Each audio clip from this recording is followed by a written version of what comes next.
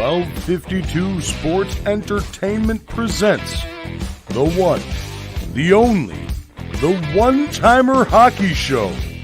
Live with Andrew Faubert and Matt Bannon. So get your puck bunnies and give your balls a tug, because it's time to do that hockey. Let's do that hockey, baby.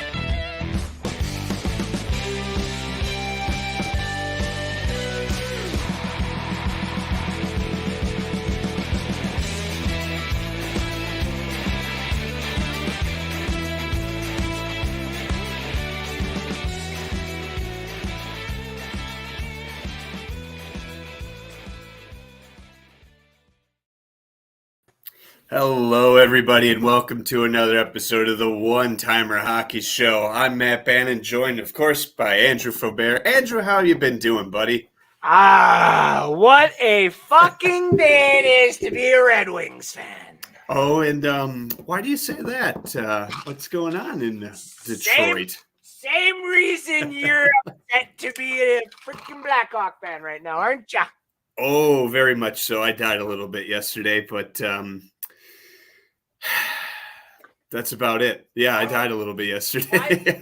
Why do we even have to be on live right now? Everybody just wants to see us suffer. Yeah, pretty much. They're hoping we're crying a little bit.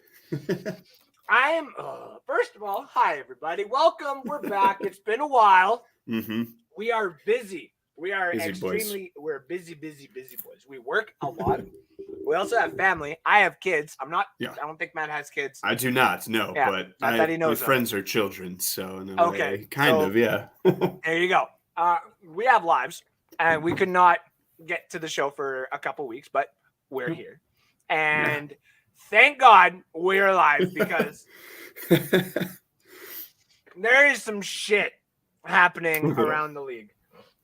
Yeah, all these quite trades. The flurry. Yeah, that's been an insane few days. Obviously, the news that Kane finally went to the Rangers, which I called over a year ago and was pretty certain about this year. A little bit less midseason, and then when they got Tarasenko, I was like, hopefully they'll be able to find a way to do it. And they did. Yeah. So, yeah.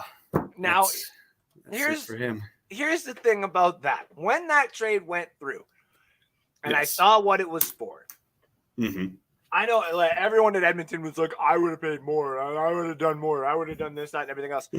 The reason why that package was so small, respectively, it wasn't exactly what everybody thought it was going to be, is because he is not re-signing with the Rangers right off the bat. He's testing the crap out of free agency, and he is giving himself that ability, and the Rangers know that. Absolutely. And I think, obviously, for us and for him, Blackhawks is what I mean by that. My friend and children, indeed they are. You know a few things about that. But, also Domi potentially on the trading block, as he's been assigned for roster management. So we'll see what happens. 20 hours left till the deadline. But if he makes it, so if the Rangers make it to the Eastern Conference, we get conditional first round, which jumps up to first, which is nice. And it's also for him, because then if he manages to win the Stanley Cup with them or even go far, it proves that even though slightly weaker season compared to last year, he's still good in the playoffs, and that's what matters for whoever wants to re-sign him next year. I personally, listen, I want a shot at him, but it's going to be interesting to see, because we have Bedard and we have all these other rookies and stuff like that. It'd be kind of cool if Patrick Kane was, say Bedard goes to, let's just say Anaheim, right? Just for example. And Patrick Kane is like, yeah, I could fuck with it in California, you know? Exactly. I could look at the Ducks or so.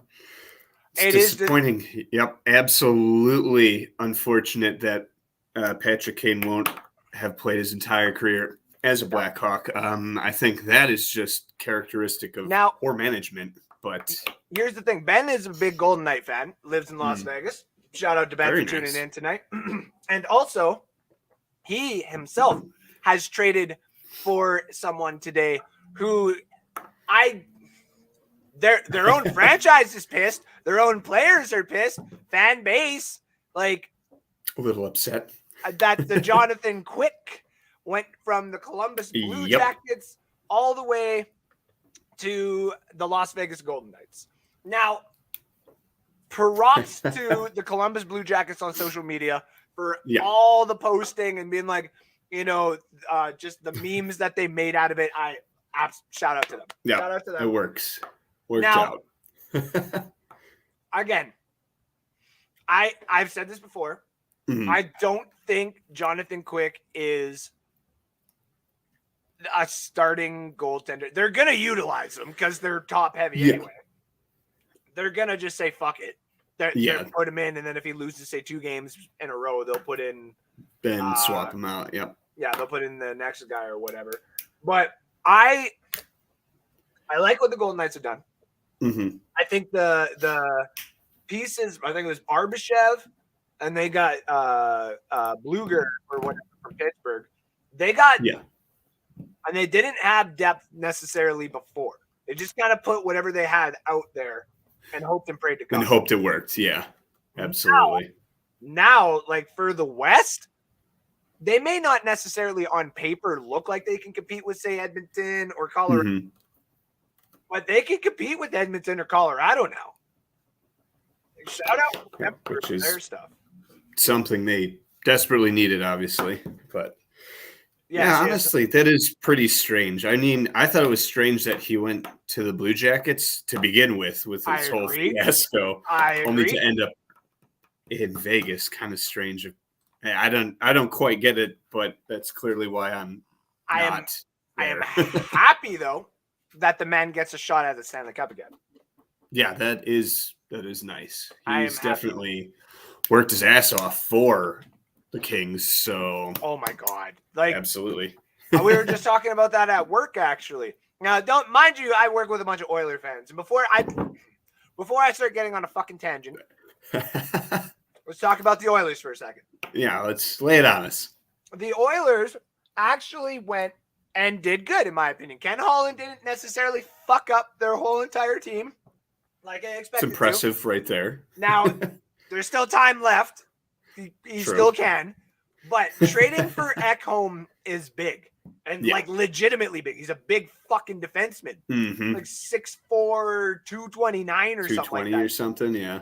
And I laughed at work because I said he basically is coming in and he goes into the dressing room and everybody is like getting dressed or whatever, getting changed. They all look up at him and they all like go to say hi. And he stops them all mid-track and he goes, every single one of you now fights.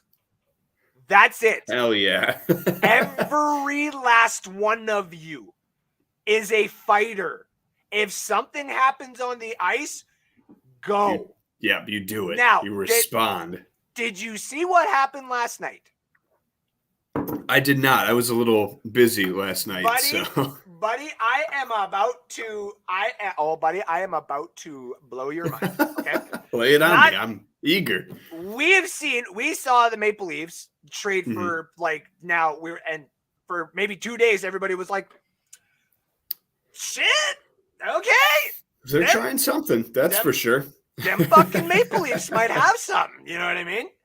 Now, they go into Edmonton after Edmonton's made one of these trades. Yes. And they're getting their asses kicked to the point where I think it was Hall. I think that's the guy's name, Holl, not Taylor Hall, but Hall. Yeah. So Hall goes and like hip checks somebody behind the net.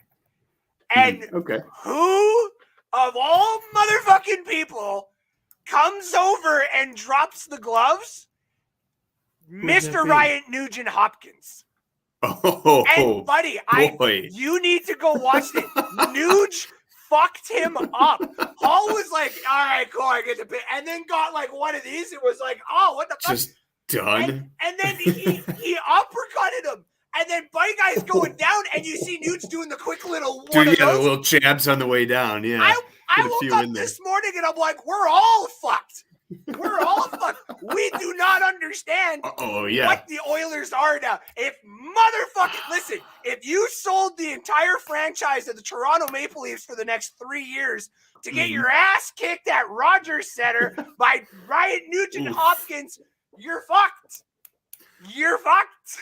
Yeah, Ekholm definitely woke up something in him if he's going to be the guy that drops you. And it's just hilarious that, of course, it had the first time that you get to see that prowess come out is against the Leafs, who just made an insane amount of moves to try to maybe get past the first round to get dropped by Nugent Hopkins. That you can't. That's stranger than fiction, right there. Okay, this is actually good. Let me see. The trades are more for depth of the Golden Knights roster for the postseason. I agree. Yeah. Now this comment, Andrew Faubert, is Kraken Wings this outfit tonight? Check you out. Yeah. See, I got Kraken on and my Red Wings, and they're playing right now.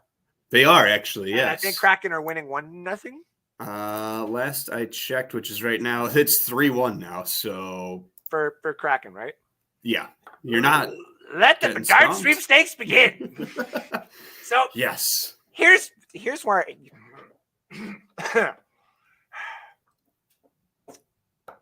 I'm mad. I'm very mad. And I don't want to yell. I'm probably gonna end up yelling. This tends to happen. Yeah. I love Yzerman. I love Daddy Yzerman. Daddy Yzerman hasn't done nothing wrong for the Detroit Red Wings. Okay, I'd be the first person to admit that. I feel like there's a butt coming. There was 2 guys on our team this year. On UFAs at the end of this season. Mm-hmm. One we had to overpay a little bit. A little bit. Not too. A little bit. No money. The other one, mm-hmm. I knew we weren't going to resign him. I knew we weren't going to resign him. Nah. But you can't trade him to the fucking Bruins, man. I saw that. It's like, oh, wow, they got rid of him? And I'm like, you are kidding me. He went, of all places, he ends up in Boston. Talk about shooting yourself in the foot in a little, like a weird cosmic sort of way. And it's not even the fact. It's not even the fact necessarily that he's going to Boston. Okay? That already pisses me off. It's the fact that Bertuzzi is built to play for Boston. Yes. He is absolutely. To a T, 100% built to be on the same fucking line as Brad Marchand, and we gave it to him. Yeah. For what'd you guys get out of that one? Protected first-round pick. Why the fuck is it protected? You know what isn't protected right now? The Stanley fucking Cup from Brad Marchand's fucking nose again. Why? Yeah, you guys kind of screwed everybody over with that one, didn't you? And they're in our division. I understand that they're not going to resign him. Like but there's a possibility that he could be resigned there. And motherfucker Jones, I swear to God, if he resigns in Boston and my rebuild has to go through that for the next 8 years, at least 4, yeah. Pasternak is there now for 8 years. Marchand's got 2 at best, I would say, and 2 at least solid years. Yeah. For sure. And then the inevitable decline is going to happen. But, like, the rest of that team is good. Linus fucking Allmark, apparently, I guess he's Canadian, and all of a sudden he's going to lead us to Canadian gold glory, is what I keep fucking hearing. And I'm like, motherfucker. Cool. 54 saves, 1 game, and the game before that, he scored. Oh, man. I don't understand. For the 13th time in NHL history, I think. Yeah. Don't understand. Out of all the teams, did no one else call with just more second-round picks? Like, did motherfucking Arizona just say we would kind of like a shot at him? Did Carolina, fucking Toronto? Yeah. Did Toronto not call?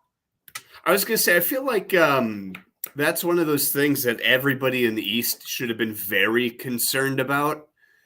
And you guys pretty much just built up probably one of the best brick walls that's been in hockey for a few decades now. So yeah, exactly like I am. Yeah, I fucking like. And here's the thing: you're so calm because you Patrick Kane, because this has been like a slow cut. This was a slow decline, something that was inevitable, and we finally just ripped the Band-Aid off. Yeah. You kind of just literally had 2 pistols. You shot yourself in the foot, and then like skimmed your head off at the same time.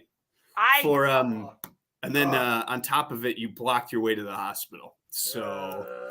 Yeah, it's gonna be a rough few for you there. So many times I saw the rumors. They're like, "Well, Boston's called," and I'm like, "Shut up, shut up."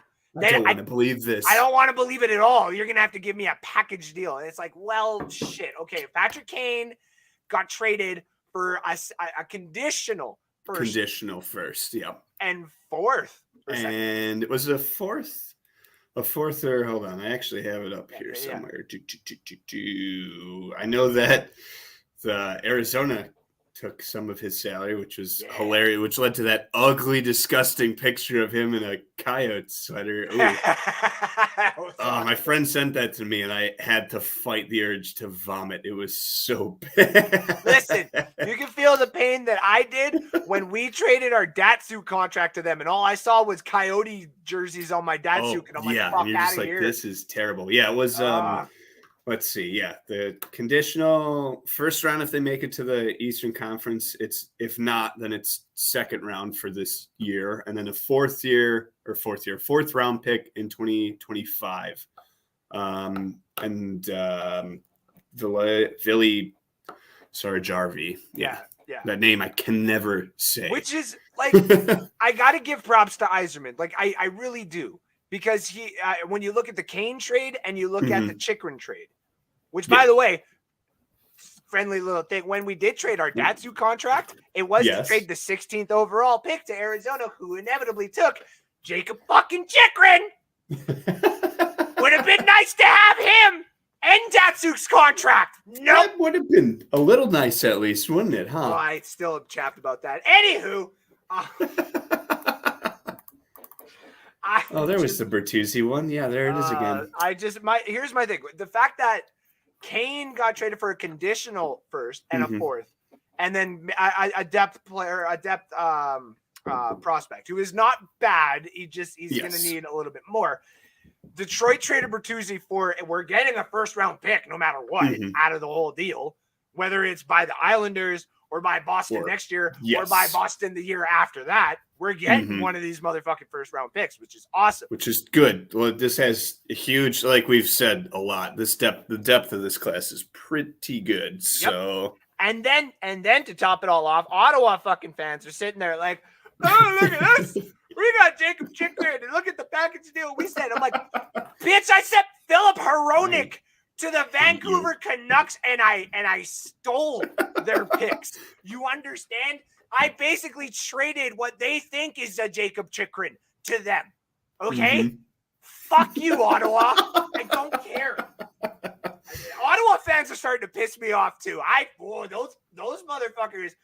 Tim Stützle is the greatest thing on fucking skates and shit. Yeah, he's also a little bitch. He gets touched by a stick and he goes down. Embellishment needs to be hard reinforced now. I want 10 misconduct. 10 misconduct for his diving, because I've seen way too much of that shit where I'm like, fuck this guy. Yeah, I'm just glad I don't live in Canada, so I don't have to deal with as much as you do. Yeah. And then to top it all off, when I got to play Ottawa back-to-back nights, and the first night Brady Tkachuk's sitting there like, anybody gonna fucking do anything? No one does anything. Nope, not a single person. The next day, you wake up, you got to go against the same motherfuckers in your own building, and they spank you again. Yeah, bent over and just gave it to them. If you were tanking at that point, you should have just said fuck it and started hitting. Yeah, it's off. Whatever. We could do whatever we want now. I feel like I brought that up to somebody the other day. I was like, we're at the last stretch of it. Obviously, the deadline is tomorrow now. I'm like, at what point are people just going to start beating the crap out of everybody? Because there's been so much movement, and you already have you're screwed. You have a ton of picks everybody's got, and the West has insane amounts for the next couple of years, which is nice. Yep. Why not just beat the shit out of the guy for like 1 or 2 games and then you got see what fucking happens? Alex motherfucking DeBrincat going at Mo motherfucking Snyder, and no one wants to do anything. It's DeBrincat, dude. It's fucking DeBrincat. I love him. I wish we still had him. Fuck him. That dude cannot fight. Exactly. He will not risk fighting. Why is he touching Snyder? And why the fuck is anyone letting him touch Snyder? I am so mad. I have been literally waiting for this show so I can clip this so many different times. We've got at least a month's worth of backed up, just dejection, I guess. So especially you got to work through a lot more than I do. Of all places. You know what, ladies and gentlemen? We need to take a break. So one of us, maybe. We need to pay the bills. So we'll be right back here with the One Timer Hockey Show with Matt Bannon and the really pissed off Red Wing fan, myself, Andrew Faubert, with a couple of words of our sponsors. Take a look.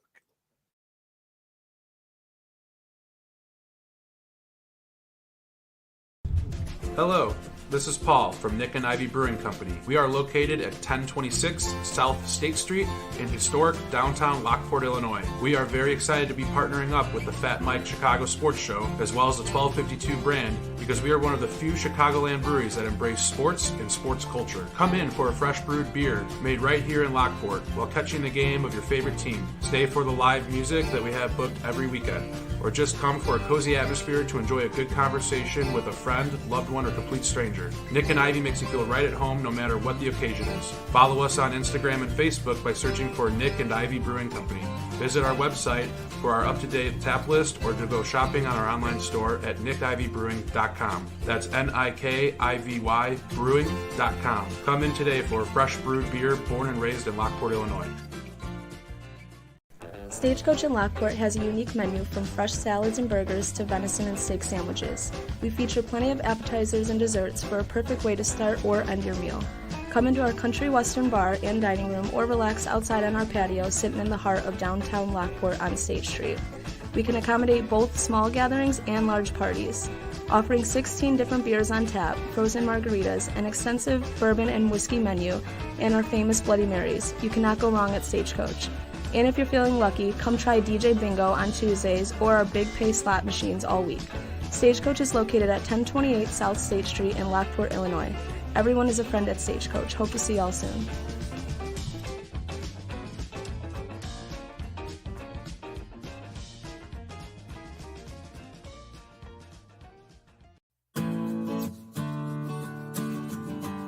Hi, this is Kathy O'Connell at Coach's Corner, located at 8118 West 143rd Street in Orland Park. Our phone number is 708-364-1026.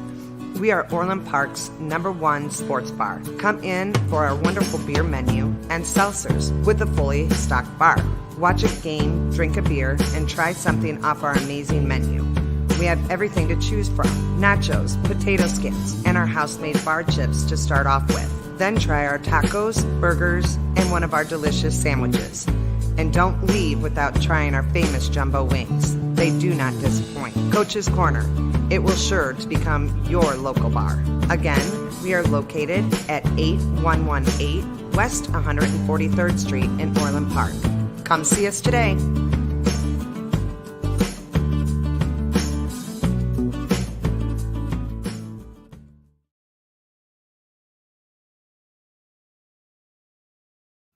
Welcome back, everybody, to a rather impassioned episode of One Timer Hockey Show. Yeah, Andrew, absolutely understand what you're feeling. That's for sure. In case you missed it, you should have been here earlier, people. But I think there's some more in the tank. What do you think? To even just put the cherry on top is a fucking Avs fan. There's always got to be one. Although I do agree, they do add some depth with Eller. And I love Robert. He's good shit. He's the one dude. He's the one dude in my dynasty league, and he tries every. His team looks so good on paper. Like, and you're just like, Mhm. oh God, if they're all healthy, I don't want any part of that. But then you realize that it's February/March, and most of these players are not going to be healthy for the beginning of the season or in the middle of the season. You're like, oh, thank God. I get spent. Though I'm not going to lie. Me and him in the first 2 weeks of Dynasty, we had like over 200 points because our teams on paper were stacked. And then, of course, the injury bug starts happening. Yeah, immediately. Might be because of that ugly logo emblazoned on your shirt. You might want to get rid of that. I think that's the curse right there. Fucking apparently getting everyone else cups on our roster. Yep. They and I can think of a few teams, Red Wings included, that could probably use that passion that you're showing right there. I don't understand. A little. You guys are all calm because you knew this was happening. We had a 2-week fucking window where we're in the wild card spot, and then we get like a 3-0 loss to basically our old coach's team in Tampa, and that was it. It was like, okay, Bertuzzi's back on the trade market. It's like, fuck off. Never mind then. Yeah, and then went downhill from there. So can you imagine if Detroit went on a run? We got that last wild card spot, and we got to go play Boston anyway. Like, yeah, then you're just like, well, what the hell are we even doing here? Tyler Bertuzzi 6-point games the whole entire series, just cause.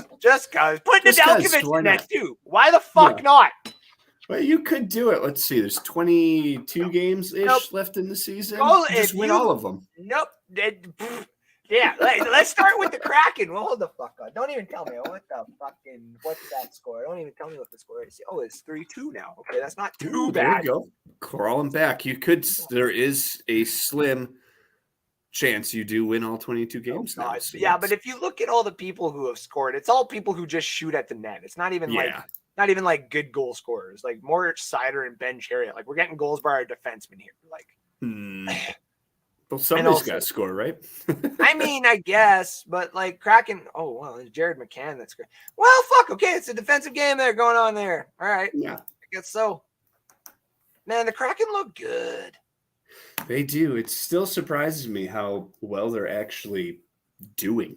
Yeah. Which, even after they started doing well, still can't really believe it. But no, I wanted them to have a shot at Bedard just because it would have been cool. It would have absolutely been cool, but I don't think we're going to have to worry about that unless they just completely blow it, which I don't see happening anytime soon. Well, so if you look at the standings, obviously teams that we knew were going to be like blowing everything up from within are blowing everything up from within. Blowing everything up, yep. Yeah, Columbus, Anaheim, Chicago, San Jose. Ooh, yeah, shocker. That's for sure right there. Yeah. Vancouver, Arizona, Philadelphia, and Montreal have stayed kind of stagnant. They're doing a little bit, but but not enough in either direction, really. No. They're just like content on being bad. Yeah, is what it seems like. Yeah, which is strange. I mean, Arizona's also kind of like hovering in that spot where they're content to be bad, probably because they have some kind of guardian angel looking over them or something, and also like 1,000 draft picks for the next 10 years, so they can afford to do that. Eventually they'll hit something there, or they'll move. Though I think they did really good last year's draft. Like getting Logan Cooley, Morgan Geike is going to be amazing when he does come in. Maverick Lamoureux, if he does play, like if he ends up being usable, like I still think he's going to come in and just be like a sixth defenseman. He's going to look like Zdeno Chara when he hits the ice, and people are going to be like, I don't want to fucking hit that. Yeah, and just kind of play around. But then that kind of doesn't really work too well when you're still on the Coyotes, and that's not really their game plan. And then the other teams is like St. Louis, which started selling everybody. Yep. Yeah. They were doing they were doing all right at the start, if I recall correctly. Yep. And then I cursed them and said, I hope you do terrible. Yep. And now they've had a yard sale. So and now you're gonna possibly have to deal with Connor Bedard in a St. Louis Blues uniform. I don't want to hear any kind of blasphemy like that out of your mouth ever again. I think I'd have to stop watching hockey for God, time there. That would break me, especially after losing Kane. Probably Tay's retiring next year or at the end of the season. Yeah, so that would be it. I had a good at least 8 seasons for sure right there, so I could be happy with that. I'll come back in a decade, see what happens. And then, so we know that Detroit's selling. Mm-hmm. We know that Nashville is selling. Yes, they have decided this obviously isn't working, even though they're their 4th wild card right here. Yeah. And they even if they make it in, I think they realize they don't have the right tooling to make it far enough into making the playoffs worth it. Same thing as last year when they were like, oh, cool, we got Colorado in the first round. Hey, guys. Oh, well, this was cool. We get nothing out of this season. Well, I guess they did qualify for the playoffs, which is more than participation awards and bonuses on our contracts. Yay, just to get spanked by Johnny McCarr. Yeah, just to that was a good warm-up series right there. All right, see you guys later. Oh, my God. And then, so, Calgary still doesn't know what to do. The Islanders, we own the Islanders pick, and they're only 2 behind us. They don't technically, if I'm mistaken. They're first wild card right now, aren't they? Yes, they are. Okay. And they don't have a shot at the first overall. I think it's just the top 11 teams that have a shot. They do not. Top 11. Yeah. Yes. So Detroit doesn't even have a shot at Bedard either right now. No, right? As it stands, no. They do not. Neither of those teams do. Which really pisses me off. It's like I need Washington to start winning a little bit more. Florida to start winning a little bit more. I was going to say Florida needs to start winning more because I don't want to even consider the fact that Montreal would have. Granted, it'd be a combined of 9%. Is that right? 9%, yeah. But that's still 2 chances I don't want them to have. So nope. That would basically be better than Arizona's percentage, and I'm not okay with that either. Yeah, that's just can't have that happening. Though I find it absolutely fucking hilarious that every single show that we've done, Vancouver's went from 16th to 14th, 13th to 11th to 10th to 8th, and now 7th, and then 6th. Slowly but surely working their way down the ranks. They are literally they still got only 24 wins. Chicago's got 21. San Jose's got the least amount. Somehow we have 21 wins out of it. We went on a 5-game win streak. And you know why that was, Andrew? Actually, I figured it out. Why? It's because those were the games I didn't go to. I've been to 10 games, 10 home games so far this season. The only one they've won was the home opener against Detroit. Every other game they have lost. Of course it was. Yep. So, you win some and you win one and you lose the others. But that was the game I would have rather won. So. And actually, it's funny. I just got tickets today for the Oilers and Golden Knights game. Actually, pretty damn close, too, which is nice. That's good. Yeah, that'll be an interesting one. That's in definitely 3 weeks and a bit. I gotta take take the pretty lady to that one since that's her team, and I'm pretty sure McDavid will be on pace for 60 around then too. Yeah, something like that. Yeah, so they'll actually still be putting in decent effort too. Well, obviously with where they're sitting, they'd want more advantage over the others. So might be just a warm-up playoff match right there. That'd be pretty cool. Hold on, I gotta share this. 1 second. Oh boy, this is hilarious. This is what I was talking about with regards to the Columbus Blue Jackets. These guys, man.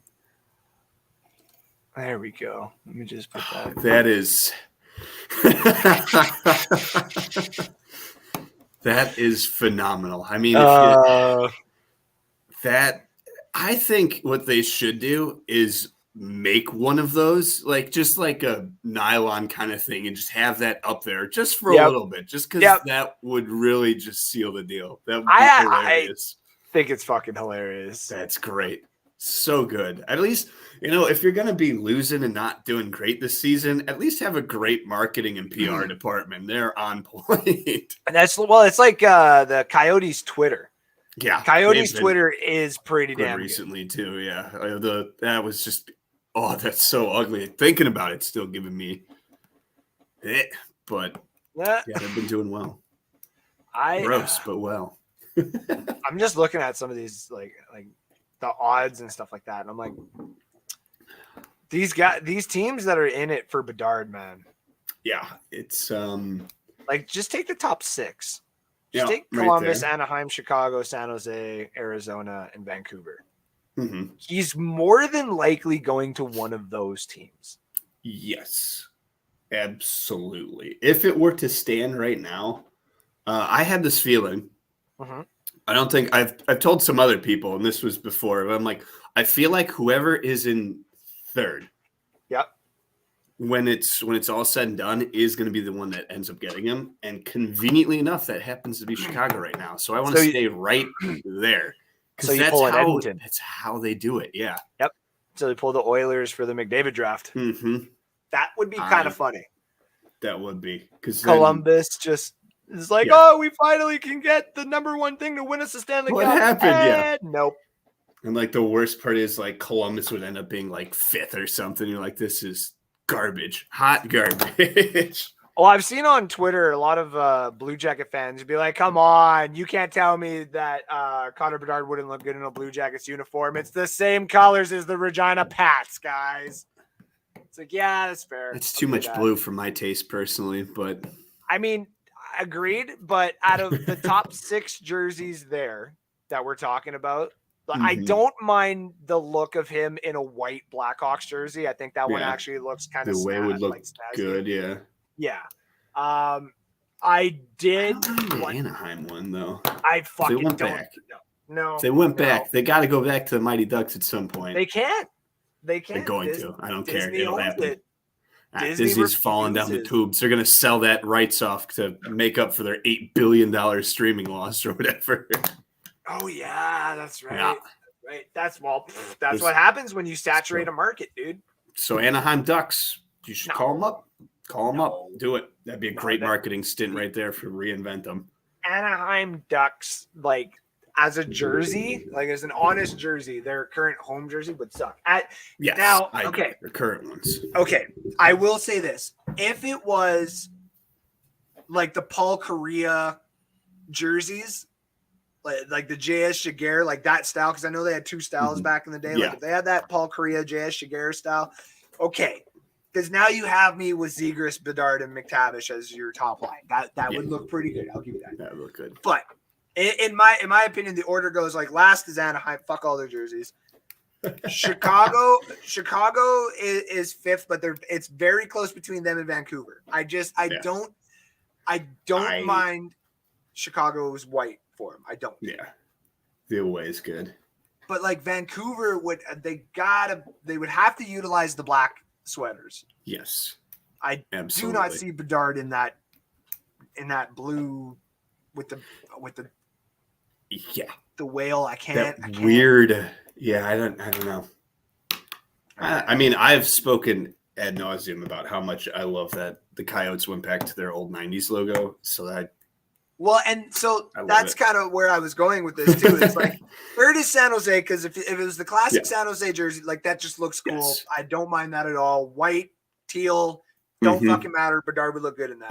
And it's enough. It's enough difference that it's kind of like not that blinding blue as it were. Exactly. So. And he would look cool going down the ice, seeing like a San Jose Shark jersey do things that like McDavid would do. That'd be kind of cool. Yeah. Like, don't get me wrong. Number 2 would be the Blue Jackets because, again, it reminds me of Regina Pats. I don't mind that color scheme. I think him in that blue would look kind of cool.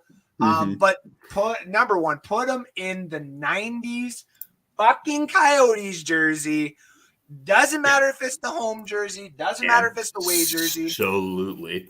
Stay the fuck away from that random brown one that you guys decided to make this year. That is they make it. What was that? That was like it's because it's a desert. And deserts are brown. It's like you're playing an ice hockey winter sport. There is no brown. What are you doing? So gross. So gross. Like I wasn't a fan of their purple one necessarily back in the day. But I respect that one. That was a lot. But that was still also the 90s. So that's like that. I don't know if that makes any sense to you being up in Canada. I don't know, but that like teal and like weird indigo like spray pattern that you'd see in the malls and like literally everything in the midnight. That's essentially sums it up. And a bit of the late 80s too, I feel, but that's literally that color scheme. I want that color scheme as a hockey team. Yeah. Like now I gotta wait for NHL 23 to do its roster update after the trade deadline, so I can go and build a brand new team with the fucking colors like that. Yeah. I tried to build a team with the NSD logos or with the NSD colors. Not quite. There was one that was really cool, and I'm like, yeah, all right, but like the pink, I'm like, the pink. Yeah, it didn't set. And you're like, yes. It was like a maybe. Only time I was ever okay with any type of design with a pink jersey was when they were throwing out Golden Knight, before the Golden Knights were the Golden Knights, and everybody were like the names or whatever. Yeah, they're like, what is it going to be? And like, yeah, the Outlaws and the Golden Knights were up there. But the Flamingos were up there. And I joked, I'm like, at first I was like, yeah, because, you would probably use that pink. And then a jersey concept came out where it was jet black. It had the silver lineup and then the pink, like a metallic pink. And I'm like, bro, if that don't look dominating, if that don't look silly. Ooh, yeah, I just looked it up. That's not bad, honestly. That's right? That actually kind of looks like I don't know if you've seen, what is that? Is it the New Amsterdam, like strawberry, like pink lemonade or whatever? Oh, the pink like commercials, because they have, the Whitney, yeah. I feel like when they were using that during like their hockey promo, I think it was last season, they were wearing like uniforms that were kind of like, that's what it reminds me of. I'm like, that honestly, I have no issues works with better that than you think it would. Like that's pretty decent. I loved that. And so many people were like, dude, the NHL and like the fan base would never get. And I'm like, yeah, okay. I 100% get that. I bought a literal, for like Shorzy, I bought his Sudbury Blueberry Bulldogs one, and I wear that all the time. Like I love it. I kid you not. If the fiance and me didn't spend enough money on each other at Christmas time, that was a jersey I wanted to get her too. And also because of the whole like she tried to get me a cider jersey to wear, and it was too much kind of thing. And then the other day I went to go bid on a Calder winning, it's Calder winner inscribed on the jersey, signed by Cider, home jersey, and it would have only cost me $220. And I'm like, there is something wrong here. There's something wrong here, though. The sweater that I should be wearing should not cost more than the sweater I'm going to be putting up on my wall, signed by the dude and inscribed by him. That's also kind of true, yeah. That's not good. Like, I'm almost ready to take down my Datsuk jersey again and just start fucking wearing that thing. And it's bringing it out. Oh, that'd be nice. I know, but I can't. Can't do it, yeah. We got a couple more commercials to get to here.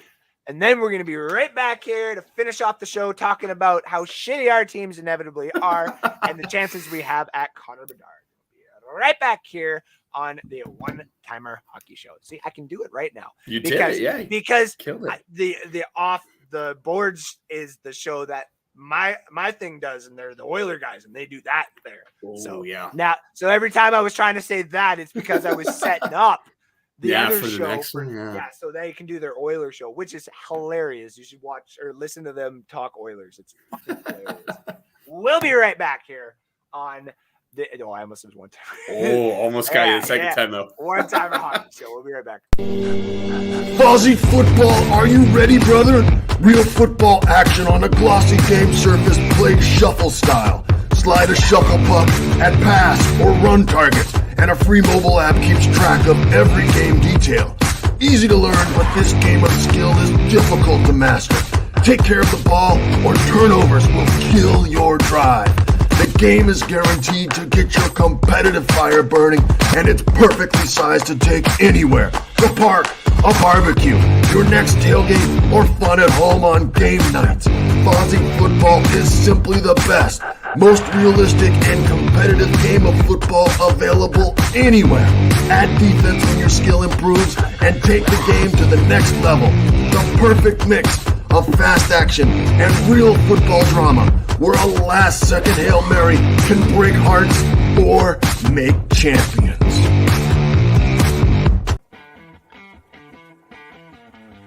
Megaplex Sports Complex is a 78,000 square foot center filled with hardwood and turf. They have baseball rentals with batting cages, softball, soccer, lacrosse, gymnastics, cheerleading, cornhole, basketball, volleyball, and pickleball. It also features a bar and grill with the best pizza and beef sandwiches around. They cater to events such as birthdays, graduations, corporate parties, as well as memorabilia shows. Check them out at Megaplex Sports Complex, 15301 South Bell Road in Homer Glen, 708-966-4210.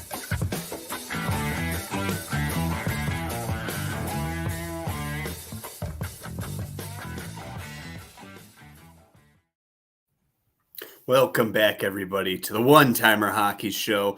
Andrew, during the wonderful message from our wonderful sponsors, I was thinking with Kane now on the Rangers, and out of my 7 or so sweaters that I have from the Blackhawks, not one of them is playing on the team anymore.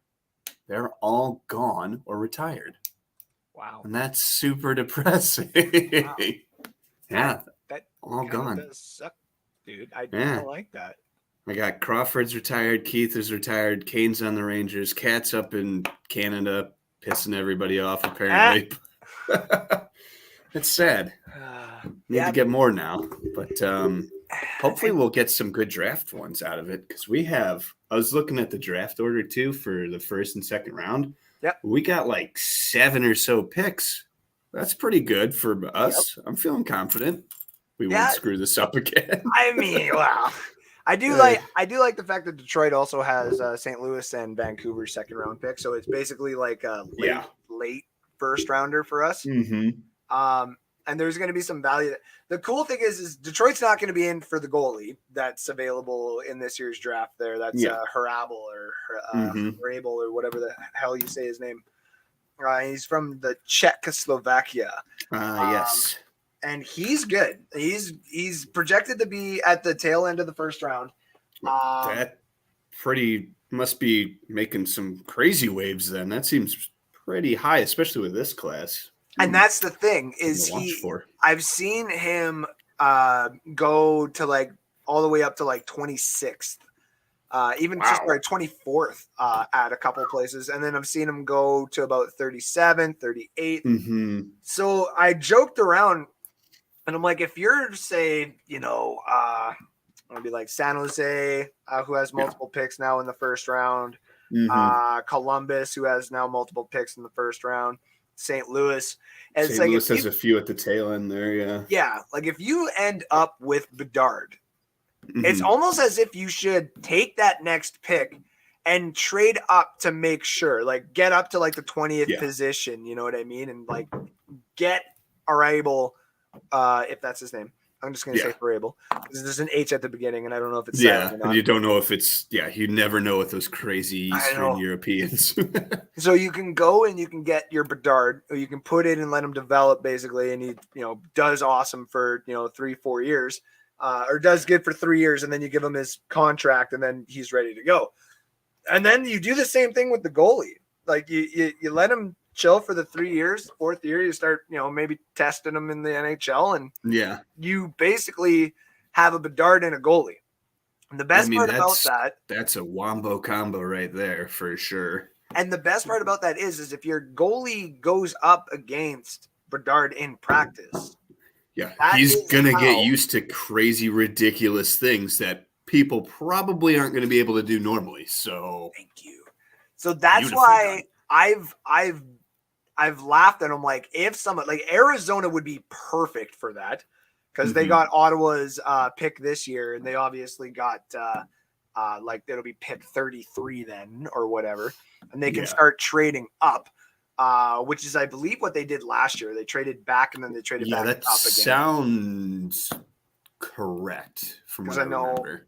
They took I know they took Logan first, Logan Cooley at 3, and then they took Geike at 8 or 9, I think. I think it was 9. Yeah, and then Maverick. I just know Maverick was in the late 20s or the 30s there, and it was pissing me off because I was like, "Come on, Detroit, trade back into the first, put Put that big body in the fucking minors, let him develop, and then in 3 years, when Sider needs somebody to just come up and push other people around, fucking do it. There you go. Also, did you one day. see these matchups so far as they stand? I have not. So I actually was meaning to do that yesterday, but I didn't. So what are we looking at here? So the East would have Carolina versus Pittsburgh. Okay. You'd have New Jersey versus the Rangers, with New Jersey as the home. That's going to be a good series. This one happen right now. I'm not gonna lie, this would be fun just because there is a lot of big bodies on Buffalo, Boston and Buffalo in the first round. That if it weren't the first round of the playoffs, that might just turn into a slugfest. Right? Yeah. Especially if Buffalo ends up getting bodied and they're like down 3-0, they might just start swinging at them. Because, like, again, they got so many why guys not? in there too. They got so many young guys and they're big. And Tage Thompson is starting to play like. I like when Ryan Whitney from Spit and Chicklets there was like, he looks like Mario Lemieux. I'm not saying he plays like Mario Lemieux. I'm just saying he looks like Mario fucking Lemieux. And then Toronto would actually have a home advantage over Tampa right now. You see, I don't want to root for the Lightning, but I also don't want Toronto to go further in the playoffs than they would have to. I agree. And even though, like, I think it was last year, Toronto and Tampa played in the first round and it went to 7. Yes. And that was the Tampa was like, whew, fuck, okay. We almost lost to the Maple Leafs in the first round. Yikes. That's scary, good. Embarrassing. Yeah. In the West, Dallas and Edmonton, with Dallas being the number 1 and Edmonton being the wild card. Really? Yep. From what I've gathered from the season, I feel like that they should not be the number 1 overall spot, but maybe that's just my bias against Dallas, I guess. Well, yeah. Colorado would be home against Minnesota, though. Fuck yes, give me Colorado, Minnesota all day, every day. That'd be a good one. One of the 2 series that I always will remember, and the only thing is I can never remember the guys' names because it goes like I was young. That's like 2002, 2001 era. Like I was just starting to get into like grade. I think this is grade 7 or grade 8. Can't remember. But Colorado was a fucking brick shithouse when I was young, and they went to 7, I believe it was, against Minnesota, and Minnesota won, and that was the start of like Minnesota becoming like a thing. And it started actually growing a fan base in my hometown because they were only 4 or 5 hours away. Obviously, you got to go through the state and stuff like that. But so that anytime Colorado Minnesota meet up, I love it. Anytime Chicago and St. Louis meet up, I love it. Anytime St. Louis and Minnesota meet up, I love it. Anytime Colorado and St. Louis meet up, like those matchups are always fun in my opinion. Yeah, I feel like the Central Division, even though right now they're kind of not doing so great, is always tends to have good matchups like that, or at least entertaining series one way or another. But that's just from my experience. The Golden Knights would play the Winnipeg Jets. My money would be on Vegas right now, but I don't know. Hellebuck alone would steal 2 games. Like, and then at that point, I'm like, okay, but does Winnipeg have any shot when Hellebuck's not on his game, kind of thing? Yes, I was going to say that. I feel like that's what it comes down to. Like, I feel like the Jets, assuming right now that's exactly how it would play out. Yeah, I feel like it would go to if they were on their mark, it'd go to Game 7. I would say. And then I'm not really sure what would happen. If Vegas was the brick shit house, like I think they would be, I would go with Vegas in 6. Yeah. The last matchup, and this is surprising, just because I guess Edmonton would have to win a couple more games in order for this to happen, to change this up. But LA would be home against Seattle. Huh. That sound weird, but I think I would watch that whole series, honestly. That sounds like it'd be good. I would too. And the reason why I would is because LA traded quick. Yep. And they all fucking hate ownership right now. Mm-hmm. And that right there just tells me that if Seattle is playing the way that they are, which right now they're losing. Let's see. Tied. Seattle is 4-3 right now. They're not quite losing. Motherfucker. That's fine. Red Wings, I mean, you know what? Whatever, man. You guys, listen, you want to do things opposite? Sure. We'll trade everybody away. We'll win games. We'll fucking have no shot at Bedard whatsoever. Fuck these picks, man. Anyway, Matty Beniers with 2 points tonight, though, is real. Like, this kid is on a fucking tear, man. Mm-hmm. What's this? I got to check his stats here. What has he got this year? Lay it on us.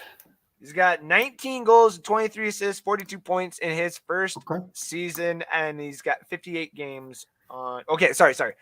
NHL career is 68 games, so he played 10 last year, which would have gave him 3 goals, 6 assists.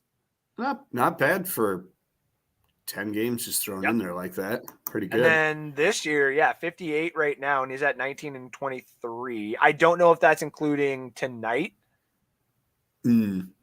I don't know if that's. I think it wouldn't be yet, right? Because that's updated at the end of the game, I thought. I think so. So assuming that, 40, was that 42 points? That's out of 58 games? Yeah, 44 points then. 44 points. Yeah, in 58 That's games. pretty good. Yeah. 25 assists, 19 goals. He's going to be a 20-goal scorer in his first full season, which is nice. Always good to have.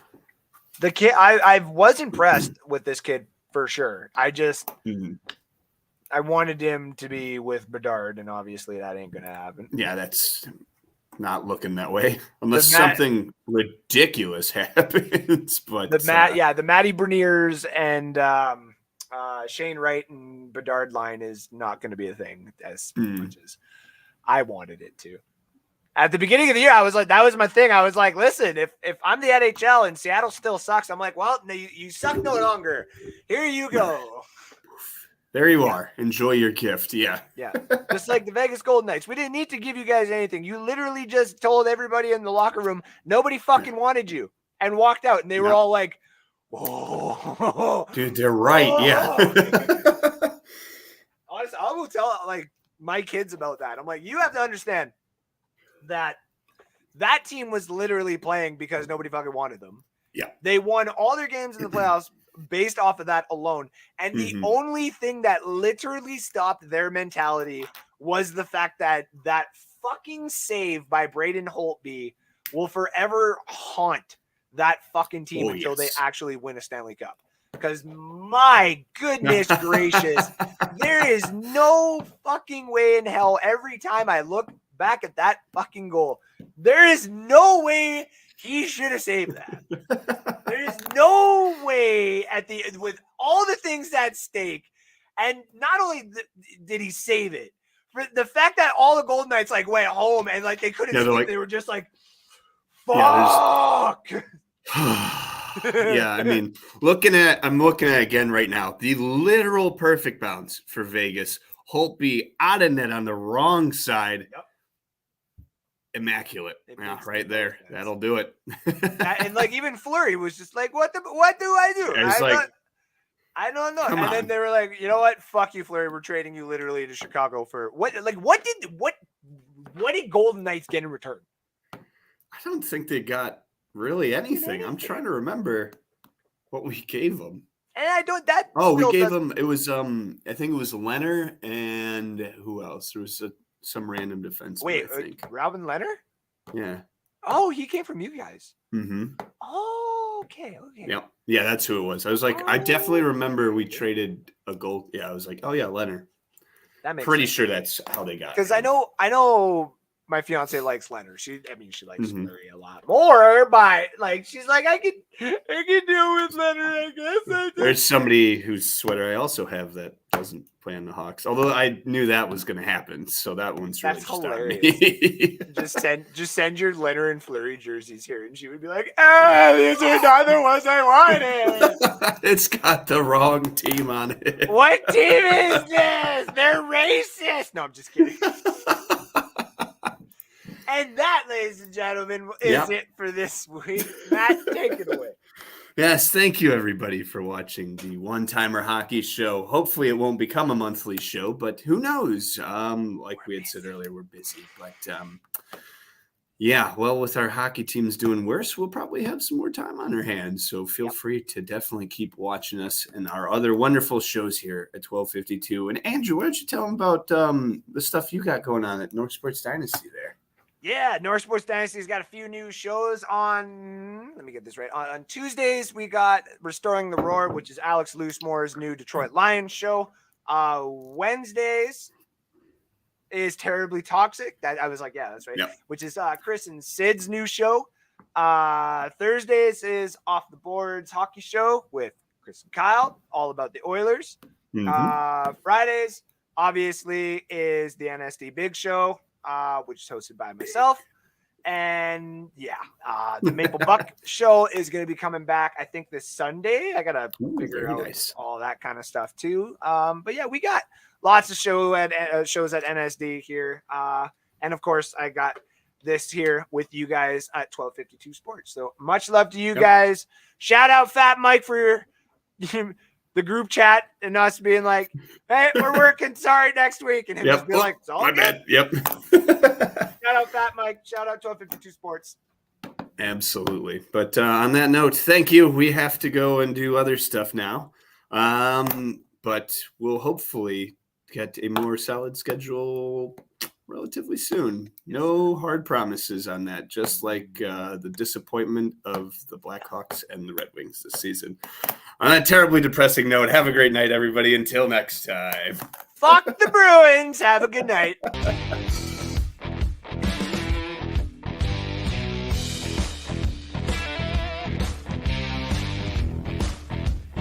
1252 Sports Entertainment presents the one, the only, the One-Timer Hockey Show. Live with Andrew Faubert and Matt Bannon. So get your puck bunnies and give your balls a tug, because it's time to do that hockey. Let's do that hockey, baby.